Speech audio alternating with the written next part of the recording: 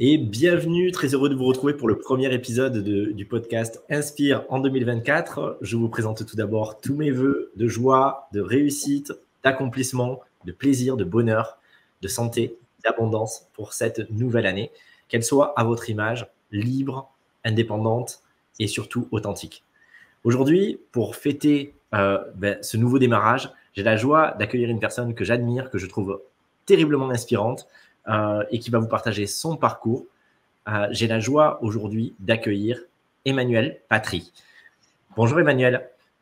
Bonjour et meilleurs vœux à tous. Je suis ravie d'être là avec vous aujourd'hui. Je suis ravi également que tu aies répondu à l'invitation et je t'en remercie par avance. Pour les personnes qui ne te connaissent pas, tu es fondatrice de Social Media Lab, qui est un organisme de formation à destination des professionnels de la communication. Mais au-delà de cette donnée-là, tu as un parcours que je connais qui est très riche. En peu de temps, finalement, tu as vécu énormément de choses et c'est aussi tout cela que tu vas venir nous partager. Avec grand plaisir. Merci pour cette invitation. C'est un bonheur.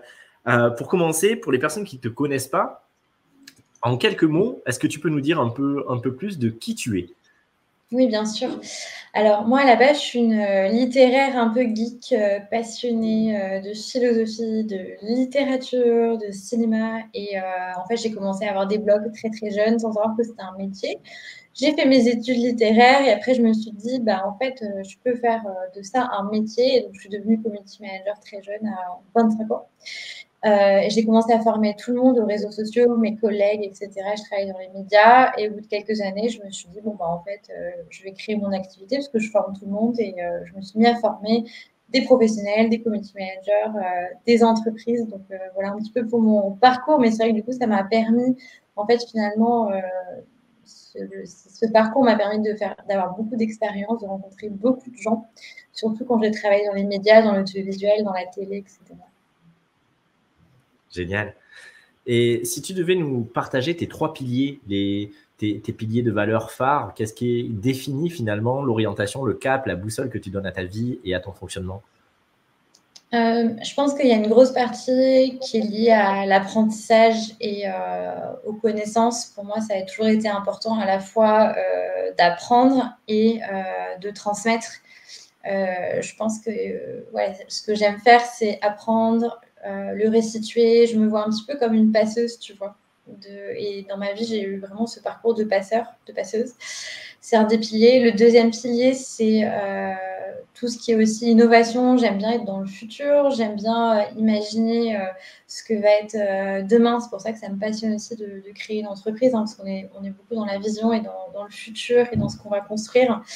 Et je pense que le troisième pilier, et je pense qu'aujourd'hui c'est un des plus importants pour moi, c'est la connexion avec la nature, via le sport, via la mer. Je vais au bord de la mer, la montagne. Enfin, pour moi, cette connexion-là, elle est hyper importante, surtout en ayant une vie aussi connectée via les réseaux sociaux.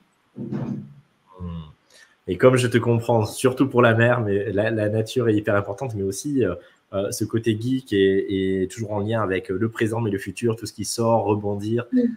C'est vrai que c'est quelque chose d'hyper important et puis ça fait partie des qualités d'un entrepreneur, d'un chef d'entreprise que tu es. Tu parlais sur ton premier pilier du côté passeuse, transmission finalement. C'est vrai que c'est quelque chose qui te caractérise et je crois que d'ailleurs dans ta boîte, il y a justement, c'est un centre de formation, il y a cette idée de donner le meilleur, de donner les codes, de donner le savoir, les compétences pour que les personnes développent tout ça. Tu nous en diras peut-être quelques mots plus tard. De ton côté, est-ce que justement, dans ce sens de la transmission, à l'inverse, tu as eu des tuteurs, des personnes qui étaient là et qui t'ont transmis finalement ce feu sacré, qui t'ont donné envie d'aller non simplement cultiver ton excellence, mais aussi peut-être donner cette soif de la transmission et de ce passage de relais? Oui. Alors c'est étonnant parce que c'est vrai que je travaille sur les réseaux sociaux aujourd'hui, mais du coup ces personnes-là ne sont pas du tout des personnes qu'on peut imaginer. Donc c'est mon professeur de philo quand j'étais en Cagne, donc en prépa littéraire, qui s'appelait Bernard Michaud, il est décédé. Et c'est une personne qui m'a transmis énormément. En fait, ce qui m'a transmis, c'est comment en fait prendre toutes les informations, toutes les données que tu peux avoir et les structurer, faire en sorte de rendre les choses intelligibles, de donner de l'intelligence aux choses, au monde, à l'expérience qu'on vit. Et moi, c'est ce que j'essaie de faire aujourd'hui à mon tour. Donc, c'est l'approche un peu philosophe, hein, mais que je donne aussi à mes élèves. Et après, il y a les auteurs aussi. Hein. Moi, mes propres passeurs, c'était des auteurs. Donc, il y en a un que tu connais peut-être, qu'il a presque le même nom que toi, c'est Gilles Deleuze, hein, donc, dont je connais toute l'œuvre et dont je suis absolument passionnée. Spinoza, qui est pour moi un grand maître à penser. Et pour moi, tu vois, même si ce sont des auteurs qui sont décédés, pour moi, leur œuvre est toujours vivante et j'essaie de la faire vivre à travers ce que je fais. Mais tu vois, ça n'a rien à voir avec les réseaux sociaux, mais c'est ça qui me nourrit et qui me permet encore aujourd'hui de grandir. Ouais, wow, c'est passionnant et je retrouve là tout le plaisir que j'ai déjà eu à partager avec toi en off et à échanger effectivement sur ces sujets. Spinoza, moi, vraiment, c'est un grand maître à penser aussi pour moi. C'est un de mes philosophes favoris. Et évidemment, Deleuze, par destination, je m'y suis intéressé et c'est drôle d'ailleurs, les accointances derrière un homonyme ou un quasi-homonyme que je peux retrouver avec tout son enseignement qui est incommensurable. C'est beau ce que tu nous partages parce que justement, parfois on voit une activité ou on voit une spécialité, on voit une expertise et puis on pense que la personne, elle est monomaniaque, entre guillemets, elle est dans un domaine, elle a un univers, un cercle de compétences et puis en réalité, toi, tu nous parles de choses qui peuvent paraître presque à l'opposé parce que tu t'intéresses et tu formes des personnes aux réseaux sociaux, aux outils de nouvelle génération, aux nouvelles technologies, à un monde qui va vite, aux médias. Et finalement, tu viens nous parler à la fois de temporalité, mais de tempérance. Tu viens nous parler de la connexion à la nature et donc à notre propre nature. Et puis à ce retour sur soi, à cette réflexion et à ce retournement des iris vers l'intérieur, presque de manière analytique qu'on peut avoir dans la philosophie. Alors, il y a le regard sur le monde, le regard qu'on va poser sur le monde, et puis il y a le regard qu'on peut poser sur soi, sur son expérience, sur la relativité aussi de l'expérience. Et déjà, je trouve ça particulièrement intéressant et tu nous parles aussi de Cagne, Hippocagne. Est-ce que tu pourrais nous en dire un peu plus de ton parcours? Parce que moi, j'en connais des bribes, je suis sûr que je vais encore découvrir des éléments, mais je suis sûr que pour nos auditeurs, c'est passionnant de se dire, tiens, il n'y a pas une route toute tracée. Il y a peut-être plein de petits chemins de campagne qui nous amènent au gré d'une randonnée à une destination auquel on ne s'attendait pas. Et c'est ce qui fait aussi toute la richesse d'un parcours. Ouais, moi je pense qu'il y a deux choses qui ont drivé mon parcours. C'est la passion pour ce que je fais. Je pense que ça a toujours été là. Et en fait, dès que j'étais plus, tu vois, alignée avec ça, ou dès que j'étais plus passionnée, même si ça marchait toujours, tu vois, par exemple au niveau business ou au niveau boulot, moi j'avais plus la flamme et j'arrivais plus à donner le meilleur de moi-même. Et justement, pour moi, cette passion, elle est liée aussi à une volonté de faire les choses dans l'excellence, mais pas l'excellence au sens de bonne élève et tout, c'est pas vraiment ça, mais faire les choses du mieux possible, en fait, et essayer de pousser les choses plus loin. Et c'est vraiment de voir comment est-ce qu'on peut s'améliorer à chaque fois pour soit dans un business atteindre de meilleurs résultats, soit dans ta vie atteindre plus de plaisir, plus de bonheur, plus d'épanouissement, comment tu peux pousser les choses, etc. Donc, comment tu peux approfondir les choses. Et c'est ça qui a drivé mon parcours. Donc, c'est pour ça que j'ai fait Cagne Hippocagne dans un lycée qui s'appelle Henri IV, parce que c'est dans des lycées, en fait, c'est après le bac, mais c'est dans un lycée que tu fais ça. Donc, j'ai préparé l'école normale supérieure que j'ai intégrée en 2009 à Lyon, où j'ai fait de la philo pendant 2 ans. J'ai fait un master de recherche où j'ai étudié justement Spinoza, Nietzsche, Foucault et Gilles Deleuze, et j'ai fait vraiment de la recherche en philosophie. Donc moi, j'étais spécialisée sur l'étude des normes sociales et comment à la fois elles nous contraignent et elles nous poussent à nous dépasser et à aller plus loin. Et c'est ça qui m'a appris qu'on pouvait faire beaucoup de choses de sa vie, beaucoup plus que ce qu'on imaginait, à partir du moment où on suivait son désir intérieur et sa puissance d'exister. Et j'ai décidé, suite à ça, de suivre ma propre puissance d'exister et de ne pas devenir enseignant-chercheur en philosophie et de me lancer dans une carrière dans les médias. Voilà. Donc, c'est comme ça que ça a commencé aussi. J'ai suivi mon propre désir, mais tu vois, de manière rationnelle. C'est-à-dire, j'ai mis en place aussi tout ce qui me permettait d'arriver à cette carrière-là. Je pense que mon parcours, il peut sembler un petit peu... il y a plein de choses, mais en fait, la structure de fond, c'est suivre ce que j'ai envie d'apporter au monde et comment est-ce que je peux contribuer au maximum même en étant une seule humaine.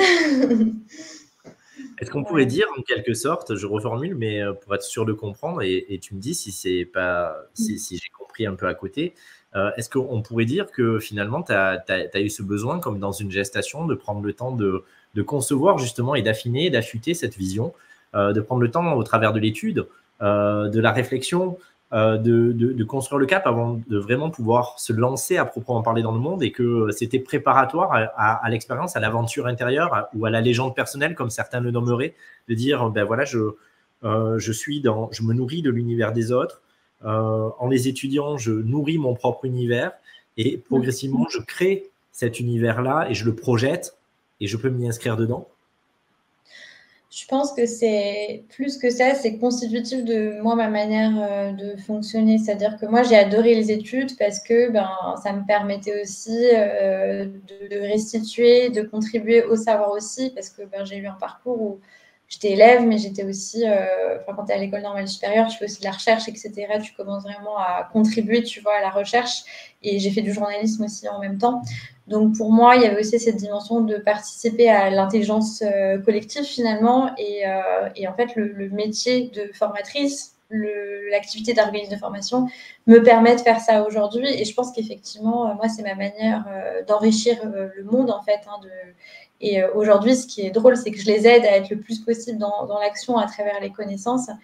Mais moi, ça me demande d'être beaucoup dans l'apprentissage et dans les connaissances, évidemment dans l'action parce que je gère une entreprise, mais là où moi je me sens bien, c'est vraiment dans si tu veux, le packaging de ces connaissances-là. Et ce que j'essaie de faire aussi, c'est de le rendre le plus fun possible, parce que je suis persuadée que ça peut être fun d'apprendre et que l'enrichissement, c'est pas forcément ennuyeux, tu vois. Donc j'essaie vraiment de participer à ça, à gamifier aussi les choses pour mes élèves, pour les gens autour de moi. Génial. Et tu nous parlais de journalisme, d'audiovisuel, ça a été finalement une suite logique aussi, et en tout cas un élément avant la création de ton organisme de formation, je crois.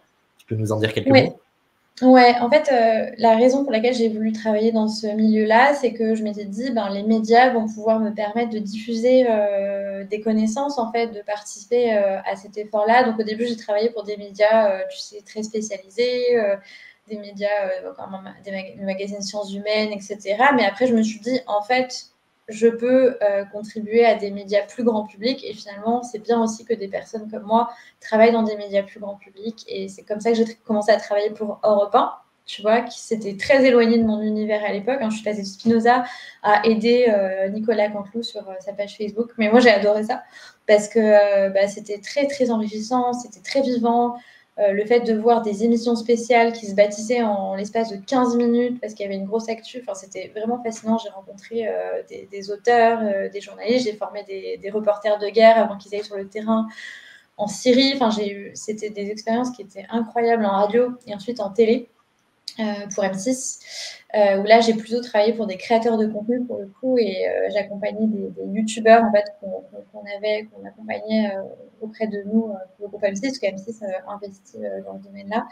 Et c'était aussi très passionnant parce que c'était des créatifs en pleine expansion, et nous, notre job, c'était de les accompagner pour mieux gérer leur communauté. Donc c'est pour moi, si tu veux, ce qui me passionne, c'est d'aider aussi des créateurs, des créatifs à mieux en fait se faire connaître, à répandre leur visibilité, répandre leur savoir. Donc ça me plaît énormément.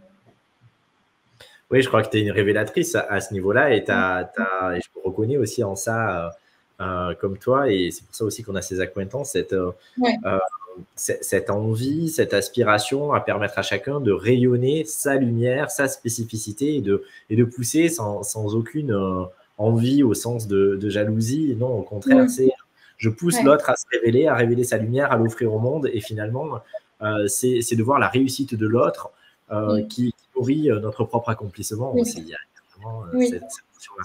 Super, c'est beau. Et pourtant, j'imagine que j'imagine les auditeurs qui ne te connaissaient pas, qui te découvrent à cet instant et qui se disent waouh, mais quel parcours exceptionnel. Tu nous parlais d'excellence, waouh, les études, waouh, les expériences professionnelles, alors que tu es très jeune. Et pour autant, j'imagine que la vie, comme tout un chacun, pour tout un chacun, elle n'a pas été un long fleuve tranquille. Il y a eu son lot de doutes, d'épreuves, de défis. Ouais. Et comment tu as surfé à ce niveau-là? Est-ce que peut-être même tu t'es appuyé dans ton expérience sur la sublimation d'expériences qui pourraient être un peu plus touchy pour justement convoquer la présence et être au rendez-vous avec tous ces défis que tu t'es lancés et que tu as relevés avec brio? Bah, en fait, je pense que le premier défi que j'ai eu, c'était comme moi, si tu veux, j'aimais faire briller les autres.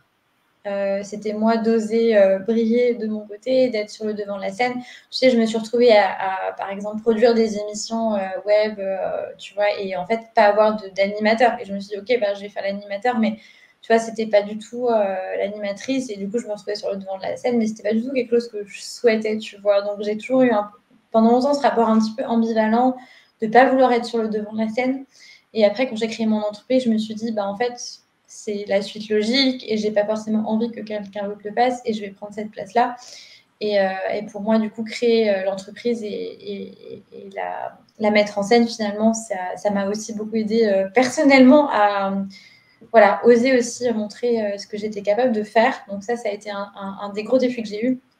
Et puis après, j'ai eu des défis aussi plus personnels aussi d'affirmation, mais qui sont un petit peu liés à d'affirmation de moi-même, d'affirmation de ce que je voulais faire, d'affranchissement par rapport au monde de l'entreprise, que j'étais salariée pendant longtemps, d'affranchissement dans ma vie personnelle, notamment dans ma relation aux hommes, à l'entourage, etc. Donc oui, ça n'a pas été un long fleuve tranquille, mais je me suis battue un petit peu à différents moments de ma vie. Et aujourd'hui, je me sens un peu plus apaisée. J'ai l'impression d'avoir fait plein de combats, mais tu vois, ces combats-là, ils m'ont permis d'être aujourd'hui ce que je suis, quoi. Waouh, bravo. Et quand je t'écoute, déjà, ce que je trouve très beau, c'est j'avais jamais entendu cette parabole et je me l'étais jamais dit personnellement. Tu parlais de mettre en scène l'activité et l'entreprise et finalement cette dimension artistique et de création qui est toujours là et pas dans quelque chose. Souvent, on voit les choses de manière très rationnelle, logique, voire même stratégique. Et donc, dans un curseur qui pourrait être un curseur cérébral, froid, projeté. Et finalement, même si ces données sont aussi intéressantes, là, tu y rajoutes cette connotation qui fait partie de toute ta fibre que tu nous as témoigné depuis ces premières minutes, où finalement, c'est comme une création. C'est comme un texte, c'est comme une pièce de théâtre qu'on va mettre en scène et on va mettre en valeur là aussi les protagonistes, le décor, les éclairages. Et donc, du coup, tu vis aussi cette aventure entrepreneuriale de cette manière-là. Ouais. Oui, je suis passionnée aussi par le monde du spectacle, de la création. Là, je me reconnecte beaucoup à ça en ce moment, en allant voir des pièces de théâtre, et parce que le spectacle vivant, je trouve que c'est fascinant et c'est très inspirant pour nous.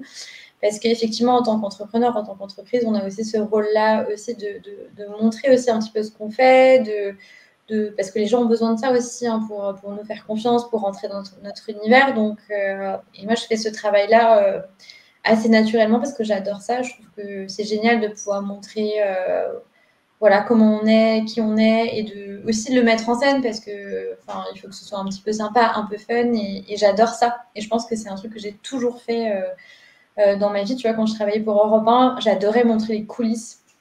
Je faisais des lives sur une application qui s'appelle Periscope.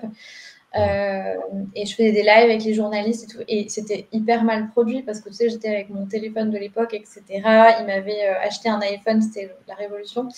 Mais les gens ont adoré en fait, et ça a créé vachement de liens, et ça a participé vachement à la fidélisation de jeunes auditeurs pour la radio.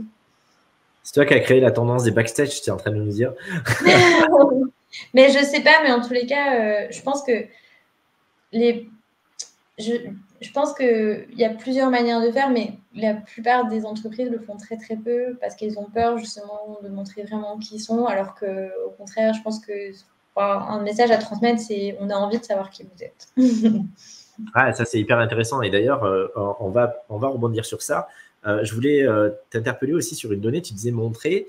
Et moi, je me pose souvent la question et j'interroge souvent mon audience sur la différence qu'il y a entre, à mon sens, en tout cas, dans mon référentiel, entre montrer ou se montrer et puis accepter d'être visible. Et dans le accepter d'être visible, il n'y a pas forcément cette émissivité, mais par contre, il y a cette permission, c'est-à-dire c'est comme si on enlevait des filtres et que justement, on permettait en authenticité d'être vu. Bien sûr, il peut y avoir des actions pour accepter d'être vu dans les données, mais ce qui est très différent de vouloir se montrer avec une sorte de peut-être de conditionnement intérieur comme si j'existais au travers de me montrer, alors que être vu, c'est plutôt le défi de laisser tomber les armures, les filtres opacifiants et finalement les incompréhensions. Parfois aussi, les personnes peuvent passer à côté de nous, même si on est vu, parce que simplement, on ne s'est pas laissé voir réellement dans qui on est. Et toi qui travailles dans ce milieu de la communication et de l'image aussi, à la fois avec les coulisses et à la fois avec le devant de la scène, est-ce que c'est un parallèle que tu peux faire et que tu transmets aussi à tes élèves, cette donnée de pouvoir, ce sens, de pouvoir révéler l'être dans qui il est vraiment, dans son authenticité, dans sa sincérité, plutôt que simplement porter un message?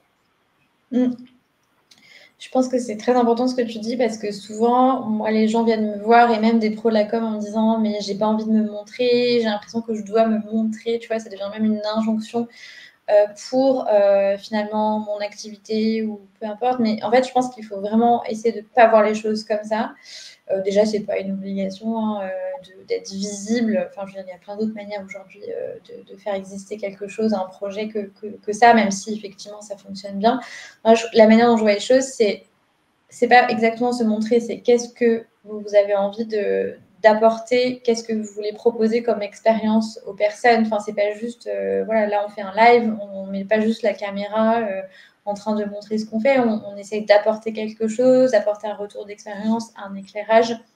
Donc je pense qu'il faut plutôt se concentrer là-dessus, le message qu'on a envie d'apporter, ce qu'on a envie de proposer, et à travers ça, en fait, finalement, naturellement, on va voir qui on est. En tout cas, c'est comme ça que je vois. En fait, et de toute façon, plus on le fait, plus on s'habitue à le faire aussi, plus finalement, il y a un naturel aussi qui se crée, un lien, une connexion. C'est pour ça que l'expérience du live est très chouette parce qu'on a aussi les retours. Donc moi, je vois plutôt les choses comme ça. Qu'est-ce que vous voulez apporter? Et je pense que chacun a quelque chose à apporter au monde. Ouais, je te rejoins tellement. Et c'est vrai que parfois, on confond les buts et les moyens. Et donc, revenir vraiment à cette donnée du why profond, de pourquoi on le fait. Et donc, du coup, on va trouver les ressources parce que ça nous tient à cœur, cette mission, cette profession de foi, ce why. Du coup, on va trouver les ressources qu'on pensait manquantes quand il n'était question que de nous-mêmes à nous-mêmes. Se montrer pour se montrer. Peut-être que là, et y compris des gens qu'on peut suivre, qui peuvent avoir énormément d'audience, d'eux-mêmes à eux-mêmes peuvent retrouver leur timidité, leur réserve, leur manque de confiance. Mais quand ils sont mus par cette cause, cette mission qu'ils se sont donnée, ce sens de la transmission, là, il y a quelque chose qui s'éclaire de l'intérieur et ils ne se vivent plus uniquement dans le rapport d'eux-mêmes à eux-mêmes, mais dans la projection et dans le maillon qu'ils sont au service de quelque chose de plus grand, dans la contribution. Et donc là, ça fait sens et naturellement, ça va pouvoir se mettre en place. C'est ça. Et en fait, je pense qu'on a un peu cette idée, tu vois, par exemple, moi, j'ai accompagné beaucoup de personnes qui avaient des freins, par exemple, à se lancer sur LinkedIn, hein, c'est un exemple, hein, mais parce qu'ils ont l'impression qu'il faut aller sur LinkedIn avec son petit costume, hyper formaté, faire un truc nickel, un discours nickel, mais c'est pas ça. Et je pense qu'on parle beaucoup d'authenticité, mais l'authenticité, c'est aussi accepter d'être imparfait et de se connecter à son intention aussi. Qu'est-ce qu'on a envie d'écrire, qu'est-ce qu'on veut dire aux autres. Mais c'est pas facile, hein, c'est ça qui est pas facile. Mais après, chercher à faire quelque chose de trop formaté et d'artificiel pour plaire, ça fonctionne pas non plus et ça crée plus de peur qu'autre chose. Tu parlais d'assertivité un peu tout à l'heure et de cette capacité, du coup, aussi par les effets de levier et les petits pas permanents, d'arriver à trouver une forme de, sinon de facilité, au moins d'apprivoiser cette donnée, d'être visible, d'animer une communauté, d'être sur les réseaux. J'imagine, et je sais que parmi les personnes qui nous écoutent, il y a des personnes qui ont eux-mêmes leurs réseaux sociaux et pour qui c'est un vrai défi, qui parfois se disent « j'arrive pas à être discipliné ». Mais derrière le « j'arrive pas à être discipliné » ou à avoir la motivation pour y aller, il y a souvent « je sais pas comment m'exprimer, je sais pas comment me positionner, je sais pas ce que je dois dire ou ce qui est attendu de mon audience ». Et pourtant, parfois, il faut pas grand-chose pour trouver le lien. Et personnellement, j'envisage les réseaux sociaux comme une relation avec des personnes qu'on rencontrerait dans la rue et relationner avec elles plutôt que d'essayer d'offrir quelque chose absolument. Et l'une des clés fondamentales, c'est-à-dire tout simplement de discuter, d'écouter leurs envies, leurs besoins, d'écouter les nôtres et puis de trouver comment on peut aller jouer ensemble et faire des châteaux de sable comme des enfants qui se rencontreraient en 2 secondes sur une plage. Est-ce que de ton côté, tu aurais, sans forcément rentrer dans des détails beaucoup plus techniques, mais est-ce que tu aurais 2-3 conseils à leur donner pour favoriser le fait de s'autoriser, d'oser communiquer de manière peut-être plus spontanée aussi. Et se rendre compte que les personnes, elles vont vibrer aussi à ça, tu disais, pas forcément dans la perfection, mais en tout cas dans l'authenticité.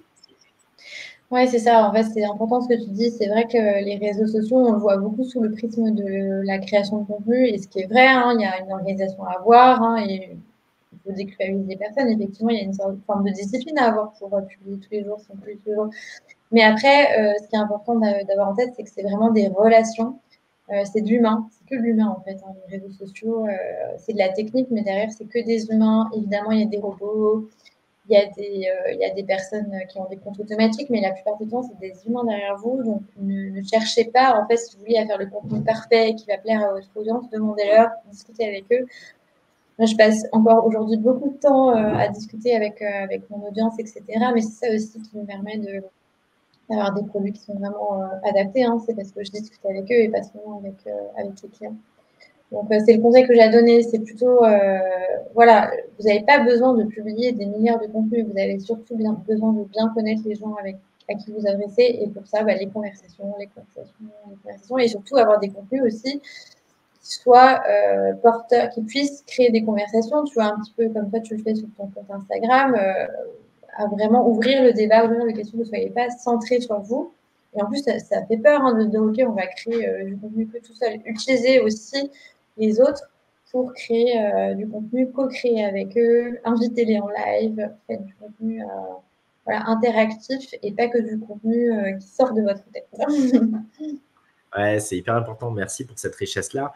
Et c'est vrai que parfois, j'entends, moi, en tout cas, dans mon audience, des personnes qui peuvent être réfractaires à l'informatique, déjà, et a fortiori aux réseaux sociaux, Ouais. Et alors qu'on pu peut-être débarquer sur Facebook, mais qui ont du mal à passer sur d'autres supports comme Instagram et TikTok, n'en parlons pas, ou qui sont sur des temps plus longs, comme ce qui se faisait un peu avant, des longues vidéos sur YouTube, par exemple. Ouais. Et ces personnes peuvent, parfois, on peut donc avoir aussi des croyances limitantes à cet égard, qu'on peut faire bouger, qu'on peut switcher. Mais autour de ça, finalement, il y a cet aspect aussi communautaire, au-delà de, tu me parlais des backstage tout à l'heure, des stories, etc. Il n'y a pas que des publications, il y a aussi une façon d'entrer en interaction et de présenter des choses plus informelles. Et puis, il y a tout ce monde des balles, donc des DM, des messages privés, et qui sont un formidable moyen à la fois de rentrer en contact avec des personnes, mais aussi des comptes à suivre. Et je me souviens de Maya Mazorette, qui est illustratrice et sexothérapeute et animatrice, qui disait qu'elle, par exemple, elle avait fait le choix sur Instagram de ne suivre que des comptes d'art. Et c'est vrai qu'il y a une richesse sur les réseaux sociaux. On ne peut pas dire un réseau social et me plaît ou me plaît pas. Finalement, c'est ce qu'on en fait. C'est un outil, c'est un portail. Et on peut connecter des choses très superficielles. On peut connecter des choses très artistiques, des choses très politiques, géopolitiques, des choses culturelles, des choses techniques et en expertise sur un point précis. Mais finalement, c'est aussi effectivement des rencontres humaines, des gens qui peuvent nous inspirer et qui peuvent nous donner aussi l'élan d'aller à la rencontre ou de suivre notre propre chemin. Et donc, parfois, c'est pas que, en tout cas, il me semble, et je te pose la question, c'est pas que poster, mais c'est aussi aller se nourrir. Est-ce que on peut avoir là aussi une sorte de charte de bonne conduite, entre guillemets, sur comment utiliser au mieux les réseaux? On sait bien évidemment que ça peut être aussi quelque chose de chronophage, que ça peut être quelque chose qui peut nous prendre de l'énergie si on se laisse bouffer par cette donnée, mais on peut aussi décider sciemment de l'utiliser dans quelque chose de constructif et d'honorant qui va nourrir notre propre univers. Ouais, je pense que la première chose, c'est d'essayer de clarifier, même si ça vient avec la pratique, hein, mais pourquoi on y va? Quel but? Est-ce que c'est professionnel? Est-ce que c'est personnel? Choisir ces canaux, se dire OK, ben, j'aime bien par exemple Pinterest parce que ben, c'est très visuel, j'adore la déco, etc. Donc Pinterest, c'est bien. Et puis Pinterest, tu n'as pas de notification tout le temps, il n'y a pas d'interaction, donc c'est un réseau qui est très, très visuel. Et moins chronophage que Instagram, par exemple. Ou alors, on peut se dire, OK, en fait, j'ai envie de connecter avec d'autres personnes. Donc, je vais plutôt aller sur un réseau comme Instagram où on peut échanger par DM, etc. Enfin, savoir pourquoi on y va et essayer aussi de, je sais que c'est pas facile, hein, mais de se limiter dans sa consommation parce que ça peut prendre du temps et d'essayer d'être efficace dans la manière de gérer, se dire ok, j'y vais 1 heure par jour et déjà c'est beaucoup et pas plus et je fais attention à ce que je suis pas tout et n'importe quoi, je vais suivre des choses qui m'intéressent vraiment, je vais faire le tri dans mes abonnements. Voilà, on peut aussi avoir un usage écologique hein, des réseaux sociaux et il y a plein de choses intéressantes. Hein. Moi, je me suis fait beaucoup d'amis grâce aux réseaux sociaux. J'ai eu plein d'opportunités, évidemment, de travail et autres grâce aux réseaux sociaux. Ça m'a apporté énormément. Il y a aussi évidemment des côtés négatifs. Donc, je pense qu'il faut savoir essayer de bien gérer les deux et rester focus voilà, sur quelques canaux et centres d'intérêt qu'on a par rapport à ça. Oui, et puis finalement, les effets négatifs, ils sont inhérents à nous-mêmes et pas au réseau. Ça serait pareil dans la vie. Et on peut même y voir justement une sorte de tuteur qui nous apprend à faire preuve de discernement, de tempérance, de capacité à être, tu le disais, discipliné, etc. Donc, c'est vraiment important de se dire que ces réseaux, c'est une métaphore de la vie lambda, finalement, c'est la même chose, c'est les mêmes codes. Et il suffit de transposer, de trouver la manière dont on décide de l'investir en étant souverain. Super.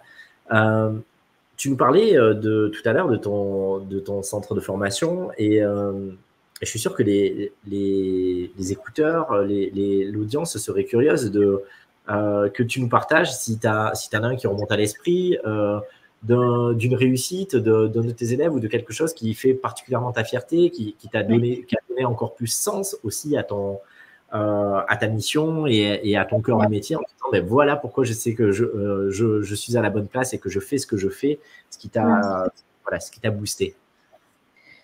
Je pense que très tôt, j'ai compris que ce métier d'accompagner les personnes sur les réseaux sociaux, d'abord plutôt des personnes débutantes, très tôt, je me suis rendu compte que c'était incroyable parce que ça me permettait, quand j'ai aidé des journalistes en particulier, l'information pour moi c'est important, voilà, c'est une valeur que j'ai, que aussi les gens aient les bonnes informations. Donc aider des journalistes à diffuser des informations du terrain en live, etc., ou en vidéo, pour moi, ça a été très important. Je me suis dit, voilà, je peux aider des reporters qui ont 40 ans d'expérience du haut de mes 25 ans parce que je suis capable de faire ça, je suis capable de les accompagner, je suis capable aussi d'apporter une dimension, même du haut de mes 25 ans, de coaching pour qu'ils se sentent à l'aise, qu'ils le fassent en se sentant en sécurité, même s'ils ne maîtrisent pas encore l'outil.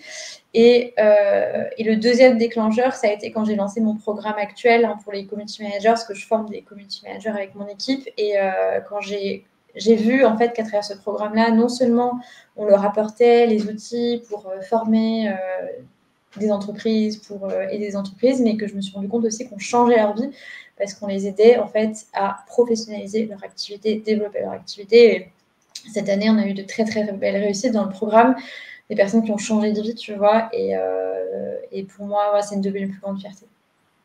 Waouh. Bravo. Tu nous parlais justement, pour finir, de community manager. Déjà, je ne sais pas si tout le monde sait ce qu'est un community manager ou un social media manager. Peut-être pourrais-tu nous en donner une définition ou en tout cas un peu les contours. Et est-ce que tu pourrais nous dire un peu plus en quoi consistent ces formations et quelle est ton actualité à ce jour? Bien sûr. Alors, le métier de community manager, c'est un métier qui consiste à animer une communauté, mais aussi à aider une entreprise à atteindre ses objectifs marketing sur les réseaux sociaux. En tout cas, c'est ma conception du métier. Aujourd'hui, beaucoup de personnes se lancent sur les réseaux sociaux ou ont pour volonté d'animer leurs propres réseaux sociaux professionnels par elles-mêmes, mais sans avoir les outils, sans savoir comment faire, sans savoir comment atteindre des objectifs. Donc, moi, ce que je vous recommande, c'est de vous faire accompagner si vous en avez la possibilité en termes de budget, parce que ça vous permet de faire les choses efficacement et d'y passer moins de temps vous-même. Donc, moi, je forme des community managers. Donc, on va lancer en février des offres de recrutement pour vous aider aussi à trouver votre community manager si vous cherchez quelqu'un pour booster votre entreprise sur les réseaux sociaux. Et c'est un programme de formation qui vraiment est destination plutôt des freelances et des agences. Donc, on est, voilà, maintenant on est 8 dans l'équipe à conduire ce programme-là. Donc, voilà un peu pour nos actus. Là, on fait en ce moment les inscriptions pour les sessions de l'hiver et ça marche plutôt bien. Donc, on est très contents. Super. Quels sont les habiletés ou les traits de caractère qu'il faudrait pour une personne qui se dirait, bah, tiens, moi, pourquoi pas, j'envisagerais bien de devenir community manager, j'envisagerais bien de faire une formation, peut-être que je contacterai Emmanuel et son centre de formation. D'après toi, intrinsèquement, quels sont les axes qui sont prioritaires pour devenir un bon community manager? Je pense qu'il y a 3 qualités qui sont essentielles. La créativité, c'est un métier, il faut être créatif, il faut avoir des idées tout le temps, il faut savoir aussi nourrir sa créativité. Je pense que c'est une des qualités qui est essentielle. Il faut être organisé, structuré. Alors ça s'apprend, hein. Nous, on aide beaucoup là-dessus, mais il faut quand même aimer quand même un minimum l'organisation parce qu'aujourd'hui, les réseaux sociaux exigent un volume de contenu qui est important, donc il faut savoir bien organiser ça. Et la troisième qualité, c'est savoir aussi mettre de l'intelligence dans ce qu'on fait, donc savoir réaliser à des objectifs, savoir mesurer les choses, ne pas aller dans tous les sens et être vraiment focus sur des résultats. Donc, moi, je dirais que c'est les 3 qualités essentielles. Aujourd'hui, en tout cas, hein, tu m'aurais dit ça il y a 5 ans, ça n'aurait pas été la même chose, mais aujourd'hui, c'est ça, dans le contexte actuel des réseaux.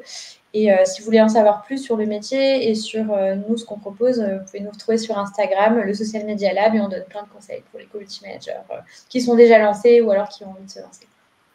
Génial. Merci beaucoup. Et puis, on récapitulera bien sûr ces données sous la vidéo. On arrive bientôt à la fin de cette entrevue. Si tu avais un dernier message et peut-être un unique message à délivrer aux auditeurs, aux personnes qui nous écoutent, s'ils ne devaient retenir qu'une seule chose de ce que tu avais eu envie de leur transmettre au travers de cette entrevue, ce serait quoi? Quel est ce message essentiel à graver dans leur mémoire? La parole est à toi. Ouais. Ah, ça met la pression, c'est un seul message.